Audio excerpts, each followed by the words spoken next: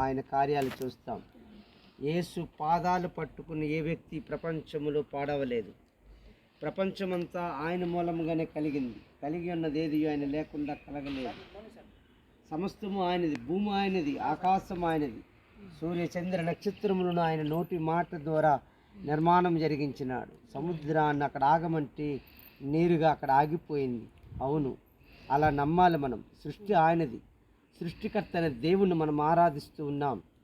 ఆయన ఆరాధించినప్పుడు ఈ లోకంలో ఏది మధ్యలోకి రాకూడదు. ఆయన గొప్ప దేవుడు, ఆయనే గొప్ప దేవుడు, ఆయన తప్ప మరొక దేవుడు లేడు. ఆయనే సమస్తానికి మూలం. ఎవరు అవునన్నా ఎవరు కాదన్నా ఇందులో ఏమి కలపకూడదు, ఏమి తీయకూడదు. ఆయనలాగే మనం ఆరాధించాలి. ఆయన త్వరగా రాబోతూ ఉన్నాడు. ఈ భూమి మీద ఇల్లు చాలా ఇంపార్టెంట్, చాలా అవసరం.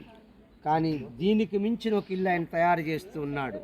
అదే పరలోక రాజ్యం. ఆ పరలోక రాజ్యానికిలో నిత్యము ఉంటాం, యుగయుగాలు ఉంటాం. ఆ యుగయుగాలు ఇంటికి వెళ్ళాలంటే ఈ ఇంటిలో ఆయనకు నమ్మకంగా ఉండాలి, ఇంటిలో పరిశుద్ధంగా ఉండాలి, ఇల్లును పరిశుద్ధముగా నిర్మాణం జరగాలి. ఇందులో ఏ విధమైనటువంటి భేదం రాకూడదు.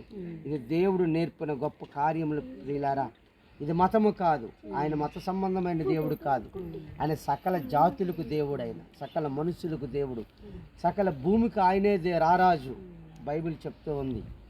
లేఖనాల్లో నుంచి కొన్ని మాటలు చదువుకొని ఆ తర్వాత ప్రార్థన చేసి యొక్క మొదటి రాయ, మూల రాయ, కార్నర్ స్టోన్ మనం వేసి ఈ ఇల్లును నిర్మాణాన్ని ప్రారంభిద్దాం.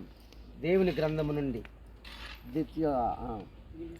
ద్వితీయోపదేశ కాండం 28వ అధ్యాయం మేస్టర్ చదువుదా.